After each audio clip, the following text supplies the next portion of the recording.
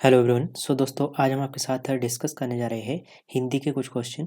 और ये पेपर है आपका पीजीटी कॉमर्स का, ठीक है। तो इसमें हिंदी के जो क्वेश्चन पूछे गए थे इनको डिस्कस करेंगे और इनके आंसर मैं फाइनल आंसर के अकॉर्डिंग ही आपको बताऊंगा, ठीक है। तो शुरू करते हैं। इसमें 31 से लेकर 40 तक के जो क्वेश्चन है आपके वो हिंदी जीके के क्वेश्चन है, ठीक है। तो शुरू करते हैं।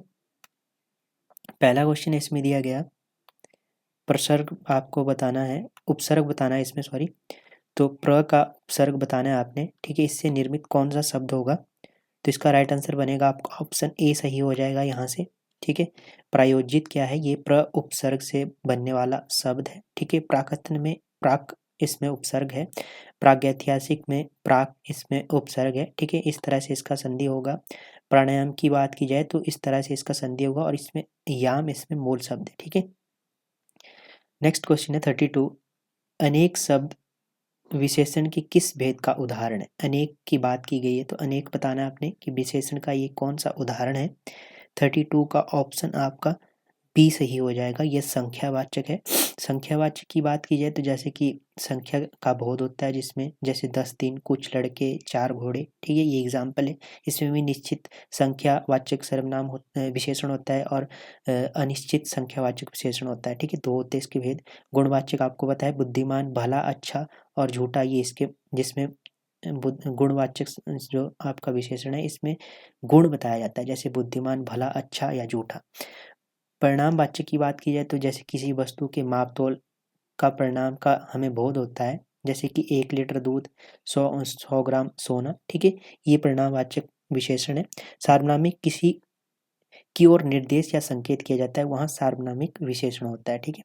नेक्स्ट है, यहाँ से इसका राइट आंसर सेकंड ऑप्शन हो गया बी, ठीक है। नेक्स्ट है 33। वह तुलिका से चित्र बना रहा है, ठीक है। से आपने बताना है कि इसमें रेखांकित पद में कौन सा कारक का प्रसर्ग है, ठीक है। 33 का ऑप्शन बी सही हो जाएगा, कारण इसमें है, ठीक है। ये तो आपको सिंपल है, ठीक है। कारक। कुशल शब्द का भावाचक संज्ञा आपको बताना है। कुशल शब्द का भावाचक, पहले तो भावाचक संज्ञा होता क्या है, जैसे जिसमें गुण, धर्म, अवस्था आदि का बोध होता है हमें, उस उन्हें भावाचक संज्ञा कहते हैं, जैसे बुढ़ापा, मिठास, शीतलता, ठीक है। उसके बाद यदि बात की जाए यहाँ से कुशल का भावाचक संज्ञा, 34 का ऑप्शन बी सही हो जाएगा, कौशल, ठीक है। अब यहाँ से आपने कौन कौन से शब्द ध्यान में रखने हैं? सज्जन का सजनता अ, होता है भावाचक संज्ञा, सेवक का सेवा, ठीक है। मधुर का माधुर्य, मधु का मधुरता, ठीक है। ये क्वेश्चन पूछे जा चुके हैं, ठीक है। ये नायब तहसीलदार के एग्जाम में आ चुके हैं दोनों क्वेश्चन, मधुर और मधुरता, ठीक है। वह सो रहा था तभी अचानक उठ बैठा, रेखांकित पद में क्रिया का भेद कौन सा है, ठीक है। 35 की बात की जाए तो ऑप्शन सी सही हो जाएगा, संयुक्त क्रिया है, ठीक है। वह सो रहा था तभी अचानक उठ गया, ठीक है। तो इसमें संयुक्त क्रिया है। संयुक्त क्रिया होती क्या है? एक से अधिक मूल धातुओं के मेल से बनती है, ठीक है। उसे संयुक्त क्रिया कहते हैं, जैसे मैं लड़ता हूँ, ठीक है। तो प्रेरणार्थक क्रिया भी इसमें दिया गया है। प्रेरणार्थक के बारे में काफ़ी बार क्वेश्चन पूछा जाता है। तो इसमें क्या होता है?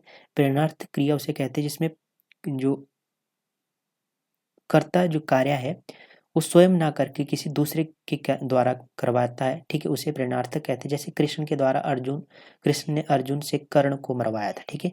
तो जो कर्ता होता है वो खुद कार्य को नहीं करता, दूसरे के द्वारा, दूसरे के माध्यम से करवाता है, उसे कहते हैं प्रेरणार्थक क्रिया, ठीक है। नेक्स्ट है 36। बाकी आप खुद काफ़ी समझदार है, रेखांकित पद में किस सर्वनाम का उदाहरण है? खुद बताना है आपने, ठीक है। तो खुद रेखांकित किया गया है। 36 का ऑप्शन डी सही हो जाएगा, निजवाचक, जिसमें खुद मतलब कि निजत्व का इसमें वर्णन हो रहा है अपने ऊपर। तो निजत्व जिसमें जिसे निजी या अपनेपन का जिसमें अनुभव होता है उन्हें निजवाचक सर्वनाम कहते हैं, इस जैसे कि आप इसका मुख्य उदाहरण है, ठीक है। नेक्स्ट है संबंधवाचक, इसमें दिया गया है, जैसे जो बोएगा सो काटेगा, जिसमें किसी वाक्य का या किसी अ, वाक्य का दूसरे वाक्य के साथ संबंध होता है उसे संबंधवाचक सर्वनाम कहते हैं। निश्चयवाचक होता है किसी निश्चित वस्तु का बोध होता है, वहाँ निश्चयवाचक सर्वनाम होता है। यह कौन है, वह कौन होता है, एग्जाम्पल है इसके। अनिश्चयवाचक जहाँ किसी भी वस्तु का, निश्चित वस्तु का बोध नहीं होता हमें, ठीक है। जैसे कोई आया, पता नहीं कौन आया होगा, पानी में कुछ था, है कुछ पर पता नहीं क्या था, ठीक है। ये इसके एग्जाम्पल आपने ध्यान में रखने हैं। 37। कर कमल किस समास का उदाहरण है? कर कमल आपको बताना है 37। ऑप्शन बी सही हो जाएगा, कर्मधारय। ठीक है, इसमें क्या है, कर्मधारय होता है, इसमें पूर्व पद उपमान होता है और उत्तर पद उपमेय होता है। ठीक है, इसे कर्मधारय समास कहते हैं। अभिभाव होता है जिसमें पहला पद प्रधान होता है, अभियोग के योग से बनता है। ठीक है, तत्पुरुष दूसरा पद इसमें प्रधान होता है, जैसे तेल चट्टा। ठीक है, उसके बाद बहुब्री दो, इसमें दोनों पद प्रधान नहीं होते, तीसरा पद बनता है। ठीक है, ये बहुब्री समास होता है। 38, यदि तुमने पिता की बात मानी होती तो आज ये दिन न देखने पड़ते। अर्थ की दृष्टि से वाक्य का प्रकार है, कौन सा प्रकार है, तो इसमें 38 का ऑप्शन बी सही हो गया, संकेतवाचक, संकेत किया गया है इसमें। ठीक है, नेक्स्ट है 39, कार्यक्रम को सफल बनाने के लिए सभी छात्रों ने डैश रिक्त स्थान की डेस्क किया, मतलब कि क्या किया, तो रिक्त स्थान दिया गया, इसको फिल करना है आपने। ठीक है, तो 39 का ऑप्शन आपका बन जाएगा बी सही हो जाएगा, एडी चोटी का जोर लगा दिया। ठीक है, नेक्स्ट है कबीर सोई पीर है जो जाने पर पीर। ठीक है, इसमें कौन सा अलंकार है, अलंकार से क्वेश्चन पूछा जाता है, मोस्ट है, यमक अलंकार है। ठीक है, इसमें क्या है, कबीर सोई पीर है। ठीक है, और जो जाने पर पीर, इसमें शब्दों और शब्दांशों की आवृत्ति हो रही है। ठीक है, और किंतु अनेक अर्थ लिए जा रहे हैं, पीर के दो दो अर्थ है इसमें लिए गए। ठीक है, इसलिए यहाँ पर यमक अलंकार है। श्लेष की बात की जाए जिसमें एक या एक शब्द के दो दो अर्थ हो निकले, वहाँ क्या होता है, श्लेष। उत्प्रेक्षा जहाँ प्रस्तुत के माध्यम से अप्रस्तुत की संभावना की जाती है। प्रस्तुत क्या होता है, इसमें उपमेय होता है, और अप्रस्तुत इसमें अपमान होता है। ठीक है, उपमान होता है, सॉरी।